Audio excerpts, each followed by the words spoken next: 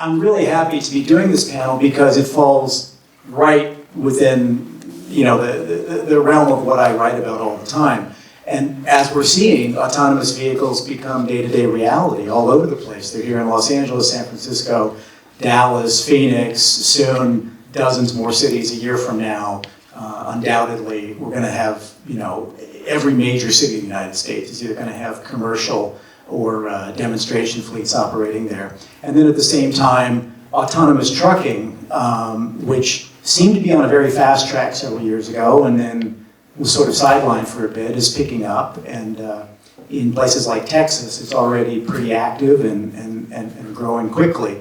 So all of this is happening in an environment in which there are officially no clear laws in the United States at the federal level, and state by state, it's a different set of rules in every state. So it is an interesting time. The technology is maturing, and it's moving faster perhaps than what we're seeing at the regulatory side. Perhaps this year and next we will see some very specific new types of programs, but at the moment we're not really seeing that. But I want to start, first of all, with Ron, because Ron, you have particular expertise since you're right in the thick of this with your role at Zoox. But then, of course, you come from a regulatory background and with working for NHTSA previously. So this is an area where you have particular expertise. I wonder if you can kind of set the table right now with Zoox, how you are working with different communities where you're operating, and sort of the lessons you're learning at this point. You are giving rides currently in Las Vegas. You are testing in the Bay Area, and I think you're expected to be in San Francisco pretty soon. You're sort of pre-commercial, though, I guess. So you're not charging for the fares, but you are letting the public ride. But can you kind of walk us through what this process is like right now as you're setting things up and getting up and running? Yes, happy to do so. And first of all, good afternoon. It's actually a delight to be back at Commotion in LA, which is such an incredible American city, which is also a Zoox city. A little bit about me. I've been with Zoox for about 3 years. Prior to that, I was a White House political appointee to U.S. Department of Transportation, National Highway Traffic Safety Administration, that's a mouthful. NHTSA is the federal regulator of autonomous vehicles. It's really an incredible journey that we are on. And a little bit about Zoox and how we got here. Founded in 2014, just south of San Francisco, we are a robotics, AI, autonomous vehicle company with a really clear mission, a very clear laser-focused mission. Dealing with sustainability, dealing with livability, dealing with equity, making our place in the role of American great cities a place that we can reimagine cities. So I'm a city guy. Before I joined NHTSA, I have spent years advising mayors with the U.S. Conference of Mayors. I ran NACTO, National Association of City Transportation Officials. And what Zoox is doing in our engagement with cities is the ability to rethink how we move in cities. So when I think about this, it's really quite simple now. It is creating vibrant places where you can use shared modes of mobility, not just Zoox, but public transit, bike share, scooter share, and your legs to move around. But what you will not need in a dense urban environment is your personal automobile. And the result of that, and it's a big reason why I'm at Zoox, is laying the foundation for incredible cities that people want to live, work, raise families. So this is a moment in time to really push back, get rid of mistakes made in the past that led to unsustainable cities, led to sprawl, opportunity to connect cities again, So it's a big reason why I'm here. When I think about how do we engage with cities, Phil Pierce, raise your hand. Okay. Phil Pierce is our city lead. He has a team of former city staffers, professionals. Because in most cases, the city is not our regulator. Federal level, it's NHTSA. Here in California, it's Department of Motor Vehicles and the California Public Utilities Commission, CPUC. But what the city is an absolute critical partner. So we work with city DOTs, we work with the mayor's office, we work with community groups, city council, board of supervisors, because we want to know what you want from us at the end of the day. We're not going to show up and tell you what we want. We want to hear from you. And so we're not going to repeat the mistakes made again by TNC operators in the early days of shared mobility, where in many ways cities were not listened to, cities were ignored. Our goal here is to sit down with city officials and work with them, connect communities, first mile, last mile, how can we support transit? So I can get into more detail, but again, it is a real pleasure to be back at CoMotion. I think this conference brings together like-minded individuals that believe in cities and the power that cities can have and offer to mobility, and equity, and affordability. And affordability is being used everywhere nowadays. But when I think about what we're doing, it's about affordability. One last point, then I'm going to stop. If you think about someone who is struggling and they get a job, they need a car, they need insurance, they need gas, they get tickets, they're going down this rabbit hole. When you think about shared mobility from an affordability standpoint, being able to use a Zoox vehicle or public transit to get to opportunity and access, that is the exciting reason why I'm at this company at the end of the day. So, I wonder, before we move on, a quick question for you. Las Vegas, where you launched several months ago, you've been testing in the Bay Area forever and in other cities, but as you ramped up in Vegas, were there some unique learnings there in terms of input from the city, what their concerns were, issues that had to be resolved before the program began, and then since you've launched, what's sort of happening? What's the regular dialogue with the city of Las Vegas? Yeah, actually, I'm going to go back to you. You said we've been testing the Bay Area forever. That's important that you said forever. It hasn't been forever. That said, it is core to the way we approach our relationship with cities. We will often say tiny, small, medium, large. So it starts with testing here in Los Angeles. It is the white Toyota Highlander that many folks who live here may have seen. This is an autonomous vehicle. We spend as much time as necessary to map the city, understand the road network. We will test software. We don't approach this as a sprint. This is a marathon.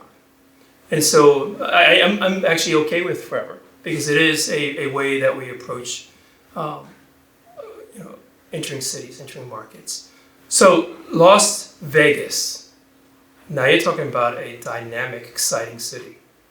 It is, I think it's 40 million visitors a year, somewhere in that ballpark. You have people that live there, work there. You have tourists coming from not just the US, but around the world. And they are experiencing our vehicle. Right now, yes, we are in operation where you can download the app and ride the vehicle to many of the exciting destinations. We got there because we prioritized engagement with first responders. That's really important.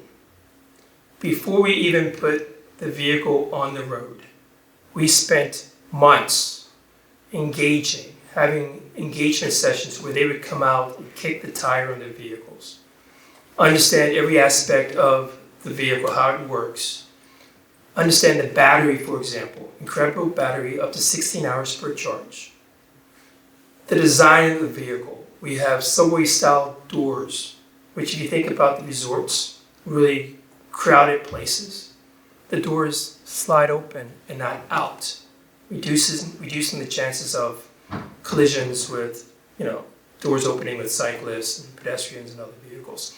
So that was key to this, engagement with first responders, engagement with Clark County in particular, engagement with also the various organizations like the Chamber, engagement with the resorts, before we even brought the robotaxi.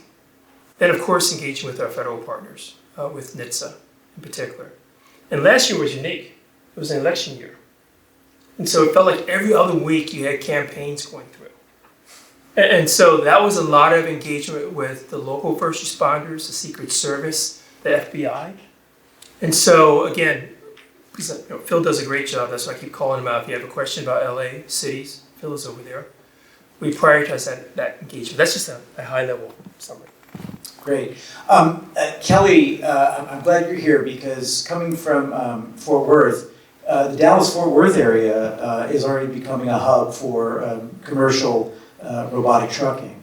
There are a number of companies that are doing runs now or are preparing to and testing heavily in your neck of the woods. Can you talk a little bit about that experience in Fort Worth? Like, what conversations you're having with the companies that are operating there, issues that have arisen in this early stage. What is the dialogue right now with regard to the trucking companies that are operating in your city? Well, right now I feel like we've been pretty open to these revolution with autonomous trucking because we're recognizing, even though generally we think of Texas as having wide open spaces and plenty of land and everything to go around, that's becoming more and more constrained in resources in general. And so, we look at really autonomous vehicles and that sort of technology is really the only way that we can long-term be able to gain more capacity in our supply chain and in our goods movement areas, and then also just on our roads themselves. So it's actually been quite well. We've got several different projects that are going on, and it's, like I said, it's mostly been on the freight side. We're not a Waymo city yet. We are working with a company called Cavenue, where they are their software, and they have software that connects to trucks that allows them to platoon and run autonomously. We worked with them on getting an agreement to allow them to add a lane to one of our arterials that's going into our inland port, where the trucks that are subscribed to their system will be able to use this actual hard capital infrastructure to get to our inland port, which is really important for us. We've also got a company called Torque that's working with us. They're based on the north side of our city, and really right now what we're trying to do is we're a SMART grant recipient from the feds, and so that's a weather sensor project, and we're trying to figure out how to be able to share that data directly with Torque. It's kind of the test case for being able to share that data with some of these other companies as well as infrastructure. And if you're in my session this morning, I brought up that really what we're trying to do in Fort Worth is around that inland smart port that we have that has rail side, air side, auto and land side as well, is really trying to focus all of our efforts into creating a critical mass of autonomous vehicle and technology in a certain area to really capitalize on that economic generator for our city. So we've had some success with companies, of course, basing themselves in Fort Worth specifically. Like I said, Torque. We did have a company called Cleavon that was there. They just got bought. They were an Sony company they had bought, but they were a major partner with us. And then we also are establishing what we're calling a heavy haul zone in our inland port that will allow for autonomous hostler vehicles to be used in a specific area for certain goods movement. So we've been really leaning on the goods movement side and building out our capital infrastructure with it. So in addition to our SMART grant, we also received, through our NPO, received a build grant to actually build direct connectors to a managed lane system we have on the interstate that we're using to platoon freight up from the ports to our inland port for intermodal transfers and whatnot. But those that build grant infrastructure will connect into the infrastructure that Cavenou's building. The weather sensing project that we have that we're hoping to go after phase 2 on to scale that up will help build that big data side of some of the needs that these companies have to provide predictability on weather and road conditions directly to these companies and heavy haul users. And we're really just leaning into it both from a practical side on the capital projects that we're delivering that can be used by these types of vehicles, through our policies such as like our heavy haul zone, and then also just trying to be an open space for companies and being a good partner with them going forward. So we're really using the fact that the state of Texas is very friendly towards this type of technology. We're really using that to our advantage. And a lot of what I think is, as Ron works with cities, generally we're trying to be good partners and step your way so we can have a good dialogue about what we need and be able to go ahead and move forward with advancing different innovations. We want to be partners in that sense. We think it's good for everyone. Are you already, it's still relatively early, so the volume is not high yet, but are you seeing that there is going to be a need for some physical modification to roadways and things like that, demarcation and marking lines for, as you mentioned, your heavy haul zones? And are you talking to Dallas and Houston and other cities about things that all the major cities can do to coordinate? Do you see that as a necessity, adjustments to lane markings and roadways? Yeah, and a lot of that deals with this is not just what we're working in the vacuum. We have to work with the Texas Department of Transportation. To your point, when it comes to those interstate or intrastate trips that are coming from the coast up. So, certainly when we're talking about the managed lane system on our interstate, that's going to be something that's largely run by the private concessionaire that's contracted. Can you elaborate on the managed lane system? What Sure. exactly is that? So we have a fairly robust managed lane system in the Fort Worth area that is not too different than the 91 managed lanes here in the LA area, or that you see everywhere. It's dedicated, especially the guideway, but carriageways in the interstate that are tolled, and they are electronically tolled, and it's demand pricing essentially. And so it's been helpful for not only freight, but also on the transit side as well, because we're able to maintain those lanes at 45 miles an hour, which provides a degree of predictability for freight users and other folks trying to get their goods to market, and for transit, because one of the programs that we'll be kicking off next year is what we're calling guaranteed transit, where if we have a route that will be running between our east side downtown and north side, this inland port area, to where if you get on that bus and it gets you there late, it's supposed to be a guaranteed ride, we'll actually pay your fare back. And so it's a way for us to actually not only think about it for the big heavy haul users or people, the big businesses during inland port, but also the workforce that's getting there as well, to ensure a degree of predictability. If we're able to provide that to our businesses, we should be able to provide it to the workforce that's the backbone of our community or whatnot. So yeah, that hard infrastructure is really important. There will be sensors on the road. We're never going to get out hard infrastructure. Not everything's going to be able to be done through LiDAR and a drone. It's going to actually have to still impact our system. And effectively just lets us use that infrastructure a whole lot more swiftly and efficiently to be able to get goods to market and people to these jobs. It's interesting because I can remember 30 years ago there was all the excitement about intelligent roadways, where it seemed that all the guidance was in the physical infrastructure, and then with the rise of autonomy, it's like, no, it's on the vehicle. And what you're pointing out is it's both. It's going to be. It's really both. It's kind of like when we talk about AI. Yeah. AI is not necessarily going to replace people. It's going to just change the way we do our jobs. It's a tool, and it's the same thing. This technology is helping us free up some of our infrastructure, but it has to be toggled with that physical infrastructure as well to really get the most out of it. So Miriam, I'm kind of setting you up now because we've talked about robotaxi and we've talked about autonomous trucking at this point.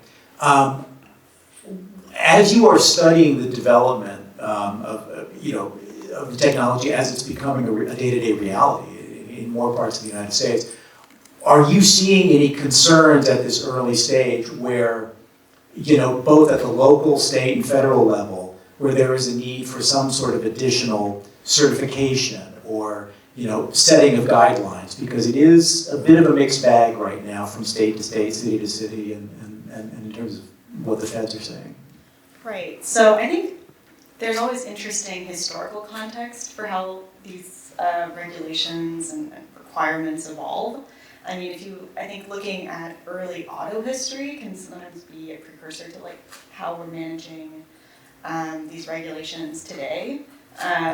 Which when the automobile came out, well, we can go back even further to 1878 when there was a steam car that came out and the city of Milwaukee decided that, this is too dangerous for our kids on the streets. This is it's creating all these like emissions in the air. We're going to ban it. And lo and behold, a few decades later, a not too dissimilar vehicle was accepted by the public. And not because it somehow didn't carry those same problems, but because the public, I think, was generally more receptive to it. And that also in part but the way then that the same kind of regulatory issues that we see today with different jurisdictions trying to gain authority over these regulations, like what, do we ban it outright? Do we, provide for state preemption? These same debates were happening at the turn of the century. And what you ended up with initially was this kind of hodgepodge of regulations. So take license plates, for example. The license plate was a tool that authorities thought they could use to, for liability was a big issue, and for, being able to track anyone that did a hit and run. And what you would, or also just as a way to charge users, right? And so what you ended up with was that you would cross city line and then need a new license plate. And so people would have like piles of license plates that they would take off and put on each time they had to change jurisdictions. And of course it became extremely confusing for the drivers, very expensive, and hard to enforce. And I think with autonomous vehicles, some of these same questions come up, which is you see in California not so long ago that cities wanted to be able to set limits on autonomous vehicles. And operators, for several reasons that I can go into, did not think that that was a sensible route or a way to create this affordable alternative, or whether it was even in the capacity of a local, each jurisdiction to set those requirements. So kind of taking a step back, I think that if we look at the big question mark often around AVs is first and foremost safety.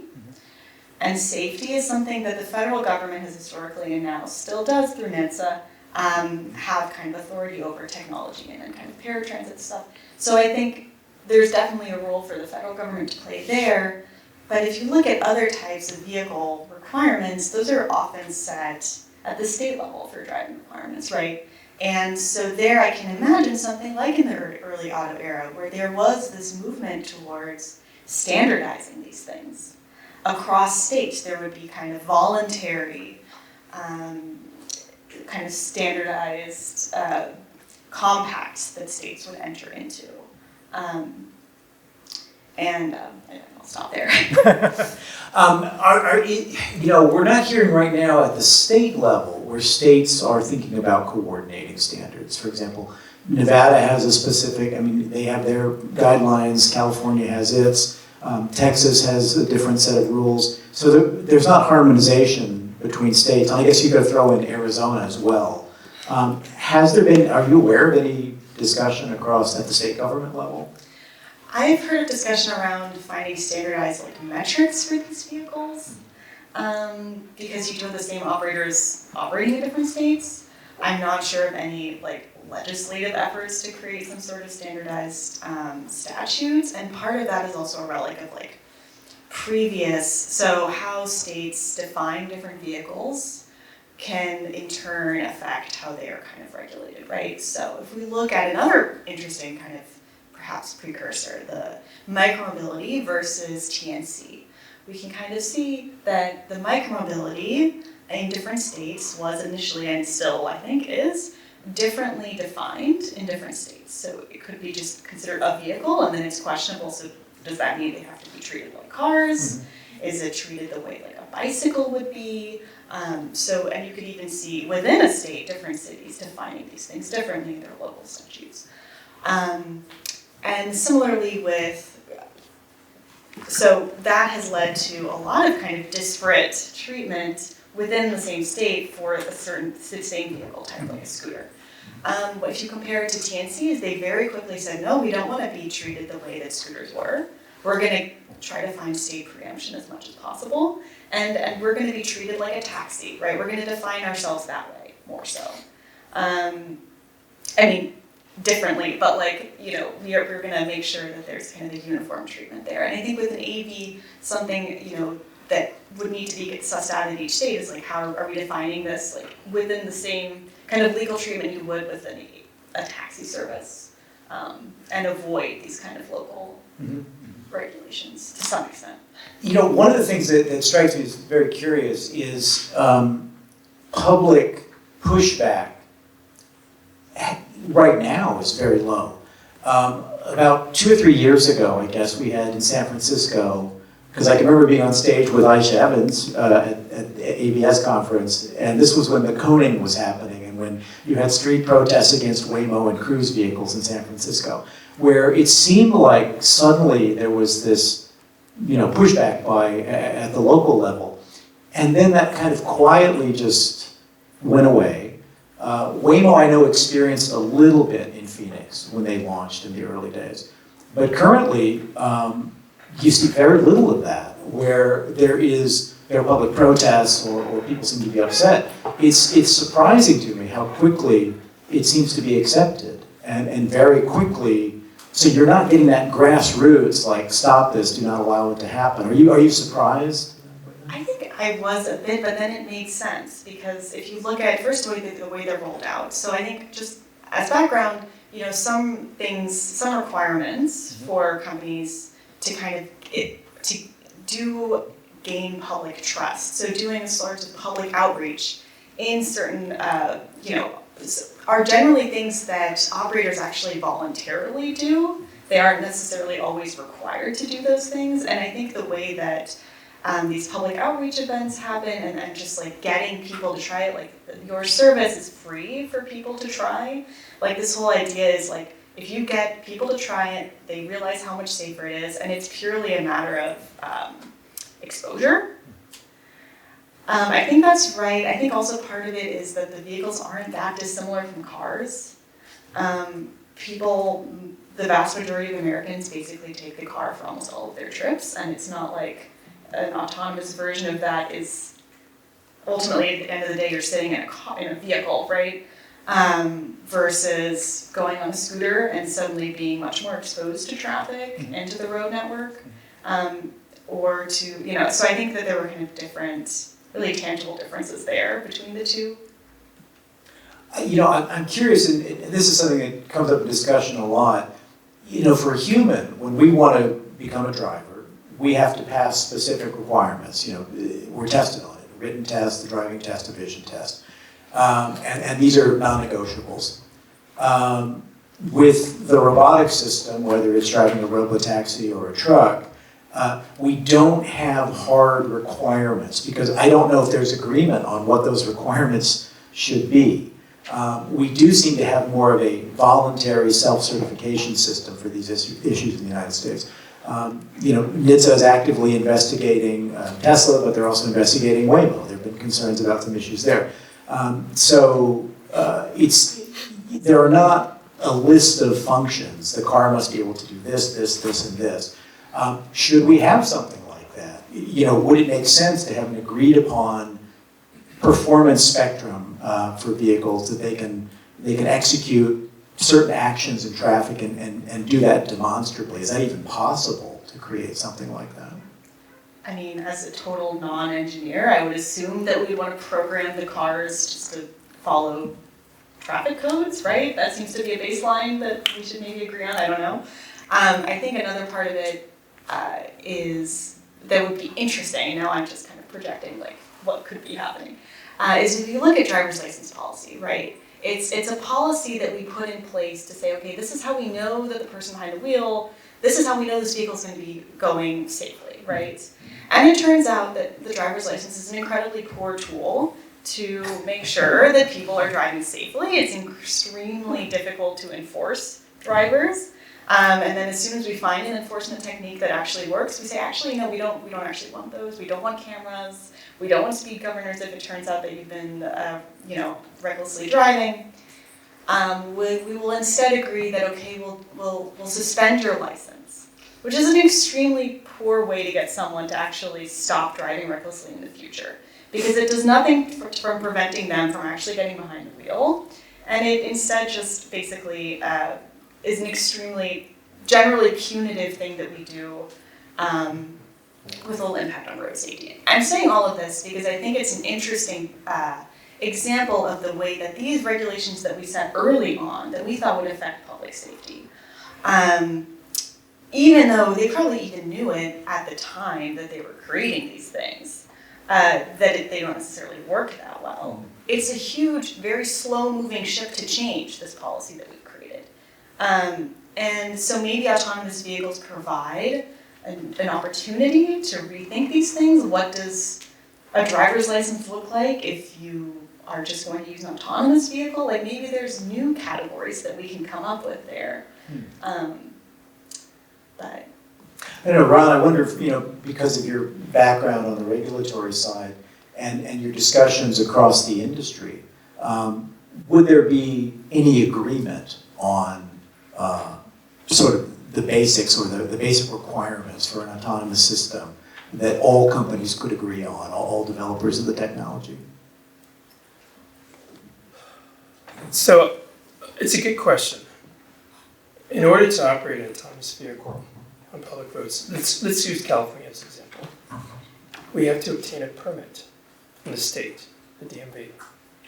That is essentially us demonstrating to the state regulator that we meet the rules of the road. So in many ways, if you want to call it a driver's license, the permit to test, deploy, is that. And so here in California, it's a mature system.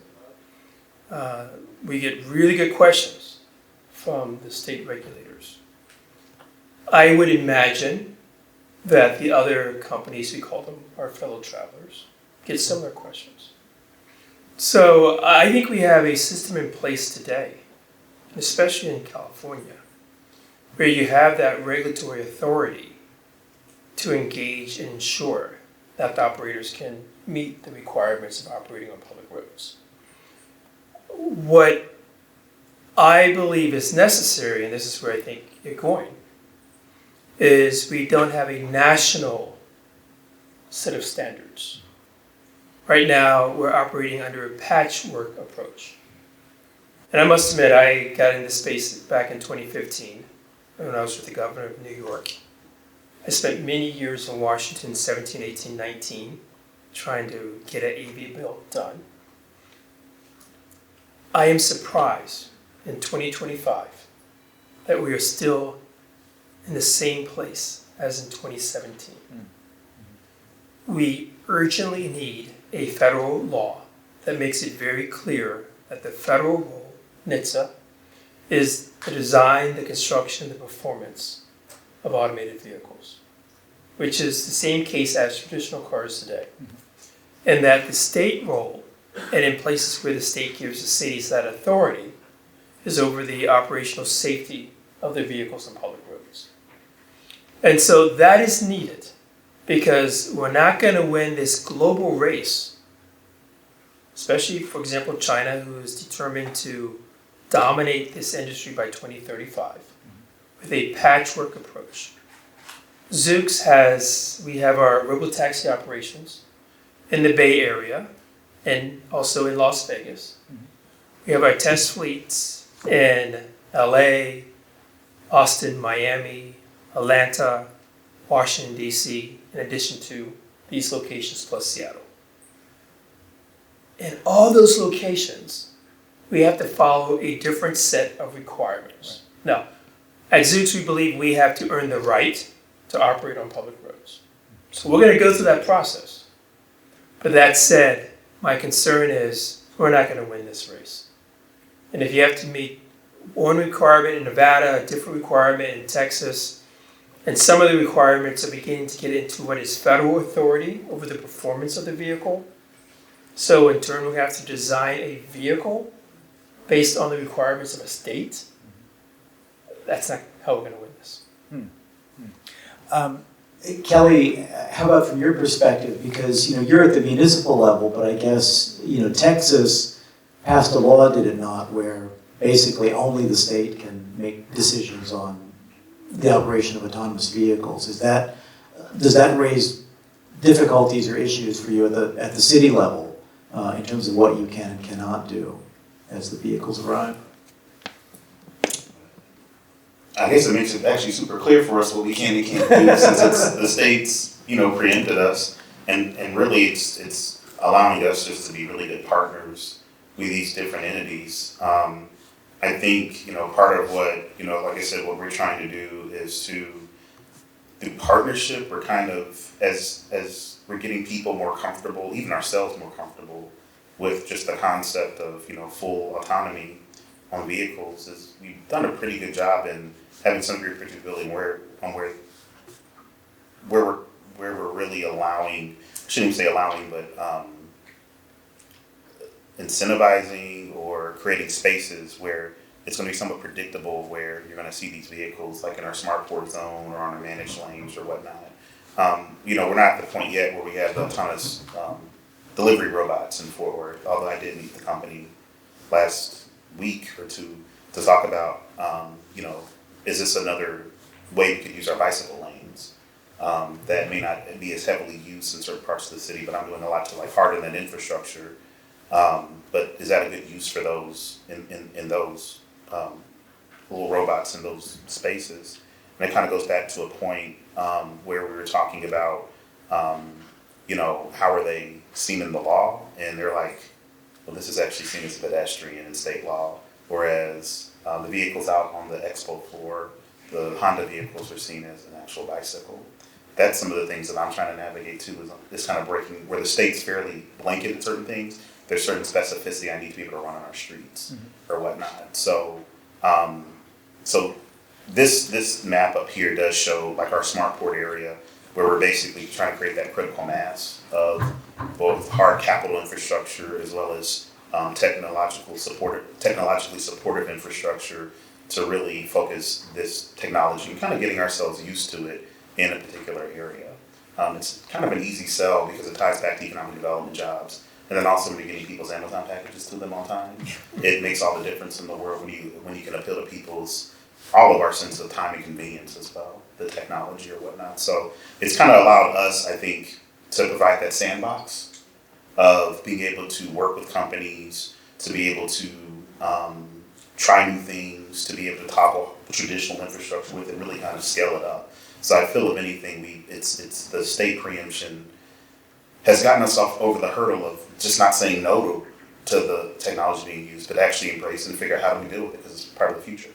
Mm-hmm. Well, you mentioned earlier, Fort Worth is not yet, you don't have active robotaxis operating in Fort Worth today, but inevitably it's not far off. And I think Waymo's announced Dallas, but they're not there yet, but they're getting ready to go into Dallas. So undoubtedly Fort Worth is not far off. Are there already discussions and planning, thinking through how you need to prepare for that in the next year or so, and maybe Zook shows up there pretty soon too? Yeah, I mean, going through this process now with kind of engaging companies on the delivery side on micromobility, because the freight side, it's a broader discussion. We start talking about land use and metropolitan form. We're getting to that point where, do we really need these big trucks inside the city the way that they have in the past? And there's a drayage point where they're able to go to smaller autonomous vehicles that then take it to some type of hub, and then those get to smaller vehicles for deliveries. It's allowing us to kind of slowly turn the heat on it.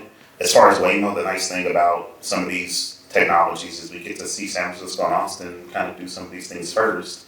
And so we'll have a better understanding and different comfort level with it. I think probably where we're going to get a lot more pressure in the meantime is going to be with the World Cup coming and thinking about how do we move folks around. That's both on the you've got the autonomous technology on one side, then you've also got the micro technology on the other side, like the circuit vehicles or whatnot. So it's getting folks used to these different things. The freight side's been easier because it's about convenience, largely in supply chain. I think since we're going that route, that eventual tie back to, TNCs and ride shares being autonomous or having just full fleets, and that's something else that I've been trying to kind of. The fleet side is probably where is it each one of us having our own vehicle that, the vision is what we have our vehicle that's autonomous. It drops us where we need to be, then it goes and picks somebody up during the day, and so it's being used. That's one way, but a lot of the impact of autonomous technology to us is really on the fleet side. These trucking companies, the Waymos of the world, and those types of things. So it's also explaining to people, what does all this mean? To it, but yeah, it's coming, and I think we'll be ready for it once it's here because we've seen it before. But I think we're kind of coming at it from the other angle where we're focused on like the big logistics side of stuff before the Waymos. Miriam, one last question, and then I think we'll open it up to the audience to take some questions there. One of the things I notice in my reporting and comes up a lot is you look at Zoox or Waymo. And those vehicles are just packed to the gills with sensors. Dozens of cameras, LiDAR, multiple LiDARs, radar, thermal imaging systems. I mean, it's crazy. I mean, the sheer amount of sensing capability is wild. There's another company that claims to have a full self-driving system and gets by solely with camera. And I just wonder, do you think there should be any concern publicly on the regulatory side looking at sensing systems? Because that's something where maybe there could be some agreement, because you can actually demonstrate what your system can observe of the surrounding environment. As we think through for public safety, should there be a requirement on sensor technology or requiring companies to demonstrate, I'm not using LiDAR, here's why, and this is totally fine? I mean, I can't speak to the specifics of sensor technology. I can say that, speaking to operators, so there's kind of different forms of regulation. And so regulation generally, right, it's intended to manage different externalities. So crash risk, emissions, you might have other public policy goals you're trying to further with these things. And what you end up, you can have kind of mandated things like technological mandates saying, this is the exact type of sensor technology you need, or you can have kind of performance metrics and say, this is like the outcome that we're looking for. And generally operators would prefer that. It kind of generally stimulates more innovation and allows for a lot more differentiation between these models. So I can imagine there being, maybe a preferable regulation is one that doesn't mandate the technology. An example I can give would be, if you look in New York, not so long ago, the TNCs had a requirement for how much, the proportion of their fleet that had to be paratransit accessible. Mm-hmm. And that is difficult to accomplish. It was a proportion that they felt was difficult to manage, it was expensive to manage, and that they instead successfully lobbied for a certain percentage of their paratransit ride requests be responded to within a certain time frame. And that's, was more of a performance metric than saying we're going to require these things. Or similarly, you can see with like scooters, cities requiring a certain number of, or percentage of their fleet that have, seats on them, regardless of whether the demand was there or not. So I can imagine just generally like, as I said, performance. Hitting a performance target there. And finally, before we open up, I did have one last question for Ron that I really want to focus on, because I think, you've talked a lot about what Zoox is doing, but Zoox is also doing something that is very different than any other company in the space right now, because you are launching with the first truly bespoke robotaxi that is unlike any other vehicle on the road. And that's been a long process in terms of developing that, talking with regulators, getting an exemption from FMVSS rules to be able to test, and And I guess now, as you pursue commercial operation, there's still some more steps to go. But can you just talk a little bit about that factor? I mean, how distinctly different what you're doing? Because, Waymo perhaps made a decision years ago, we just want to launch, we'll work with an existing vehicle and we'll modify it. Whereas Zoox is doing a pure, true robotaxi, the first one, I guess. Yeah, no, thank you. I like to start with a belief that is within this company, that is safety is foundational. Safety is foundational. And so when you look at our vehicle, which is a ground-up purpose-built vehicle designed for urban areas, and if you've not looked at it, I urge you to take a look at it on our website.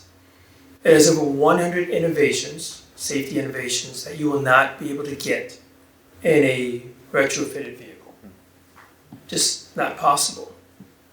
The placement of the sensor stack as far out as possible on the four corners of the vehicle versus on top gives us much greater visibility around the vehicle.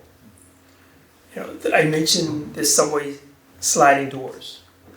Again, you cannot do that with a traditional car. Never intended until recently as an autonomous vehicle. And so since 2014, we've had a very laser focus. And in addition to the safety aspects, again, 100 safety innovations, the experience is key. Carriage campfire seating.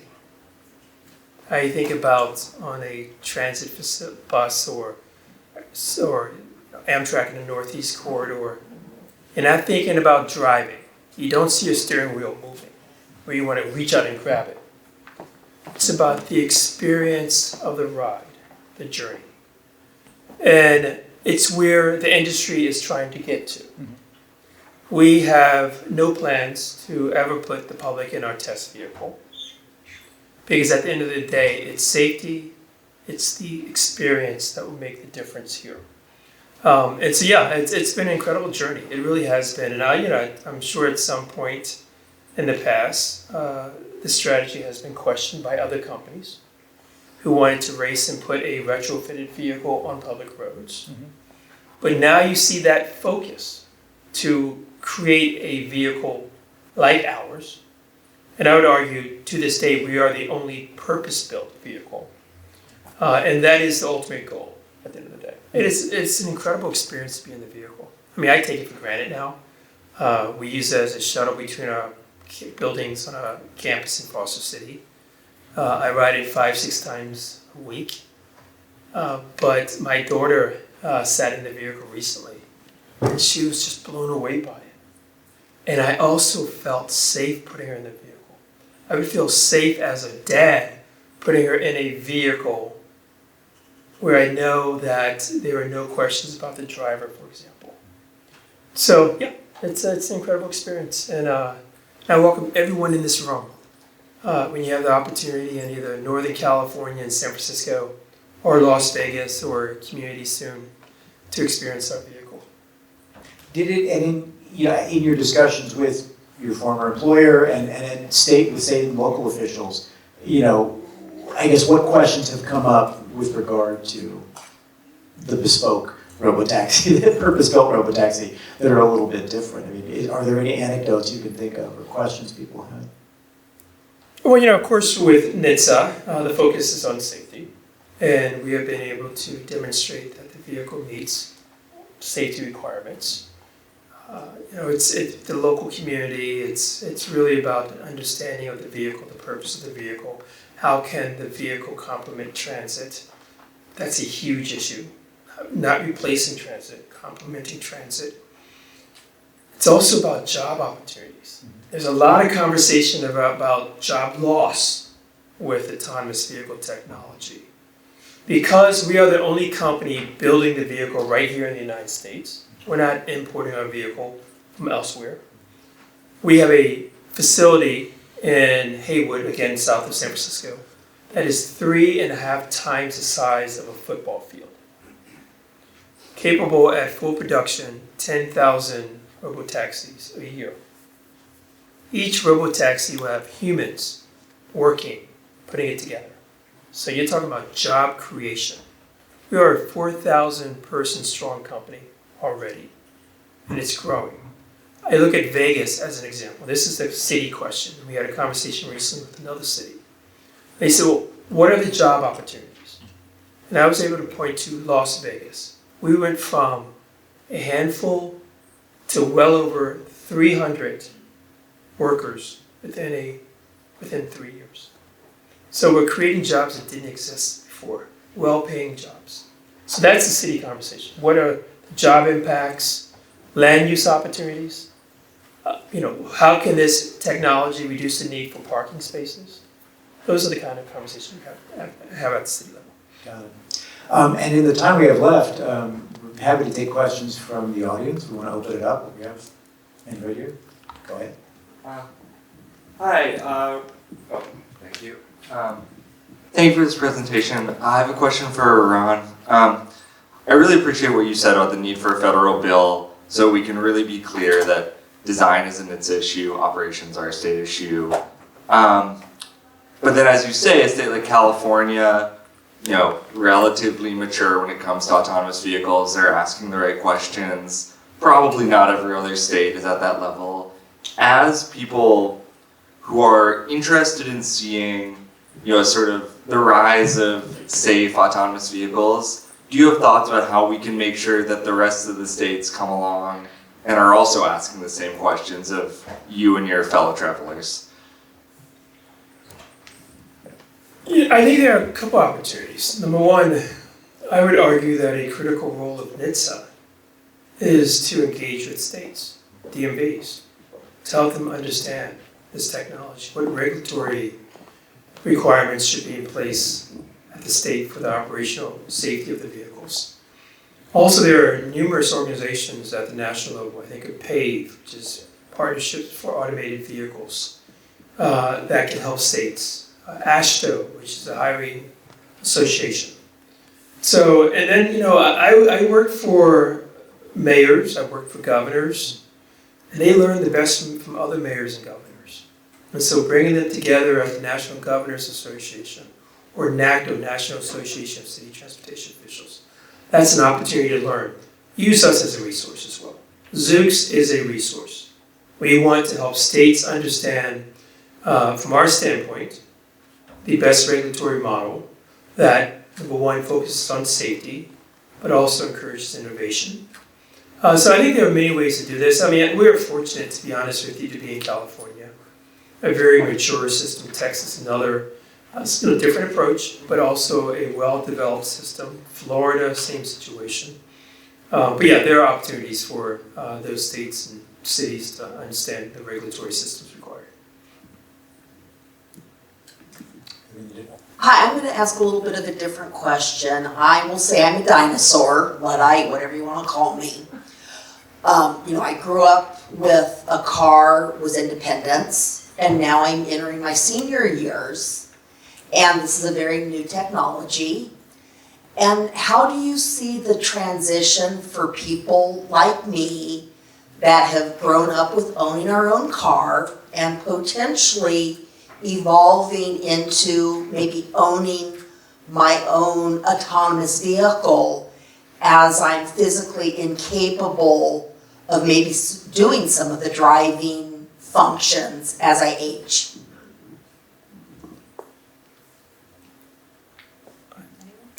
I'm happy to take it, but everyone else join in as well. It's interesting. Number one, we will not sell our vehicle for individual ownership. It's a very complicated technology, which makes it good for you as well, because you're not going to have to deal with maintenance of the vehicle, for example. You're not going to have to deal with the charging of the vehicle. It's about the experience for you to get to point A to point B. As far as the transition, I think maybe you still want to keep your car for when you need it, but what I'm saying is in an urban area, your personal automobile should not be a necessity.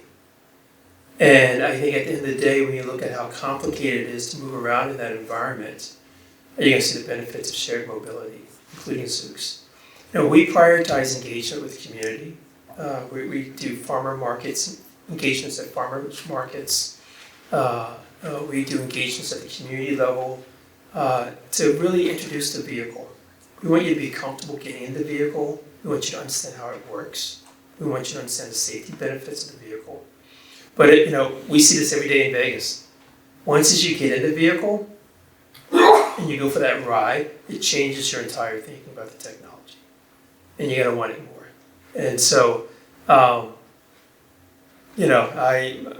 mom passed recently, but I thought about the opportunity for her to experience this technology as she was getting older. And I think it would have been a game changer. I had to have that conversation with her. But should be driving late at night, for example. Mm-hmm. This is the game changer that we're talking about. And I'll just add to that, I don't know if anybody in the room's ever made a decision not to go someplace because of the parking situation. But, it's kind of rethinking what freedom looks like when you can go on an app and it's easy to use. Hopefully something's gonna come pick you up. It may change, not only how much you're able to get out, but when you're able to get out and where you wanna go to. So I think it is kind of, like you had said, that, having a car was freedom, because in many cases it's the easiest way to get around in a lot of places from a time perspective, and also just being able to go point to point logistically. But if these fleets are managed in a proper way where it's not like when scooters first came out and they were just everywhere, it really can help folks redefine what they think freedom is and be able to age in place and age gracefully and be independent as they go forth. So it is going to be thinking through that. And I think also Ron brought up a really good point, designing the car to where you don't want to have to go grab the wheel, where you see the pedals going down and stuff like that. And it is more like your own little chauffeur. It's a very different experience. So I hope to see more of that, to where even the design impacts folks' psychology, to where they'll feel a whole lot more comfortable in using those technologies. I had a question. You called on me, but I got a microphone, so. Quickly, Miriam, I think the work that you've done on licensing is such a real cautionary tale, and really exposes the challenges of policy making, that we never evaluate. The policymakers look at this cool bill I passed, and they walk away. So as we think about autonomous technology, that is so new, but other policies as well, how do we break that pattern of not have these policies on the books that aren't achieving their outcomes? I think it's a really great question, and I think a particular problem with it is with the license, for example, you created these administrations, these agencies, these bureaucracies, the DMV, and that is, they grew and they grew and they grew, also alongside a growing driving population, and it's just really hard to shift that whole establishment. It's not even just the policy at that point. It's a whole universe that kind of was behind it. So I think it's very tricky. I don't see evidence as always moving the needle there. There have been DMV authored studies, decades in the making, from the 60s and 70s, showing, hey, these policies aren't working, and nothing really changed. And so I can imagine there just needing to be in some ways this AV in some ways is a chance to kind of reset and think about what hasn't worked. And also let us kind of with a fresh mind be hold on, people driving is actually we've kind of become inured to the danger associated with it, right? We're just we don't even publish in the newspapers car crashes, really, right? It's just a common tragedy that we try to avoid and continue forward with, right? And I think this lets us also see that as hold on, no, I don't want my kid to have to learn how to drive. I would rather them be in an autonomous vehicle. How do we create policies that really encourage that being a viable option for most trips? I don't know if that answered your question, because I just think it's really hard to change some of this stuff once we have this kind of path dependency, honestly. But yeah. Well, I'd love to keep going because I love this topic, but we are at time, and I want to thank the panel and the audience for your attention, and have a great rest of the day.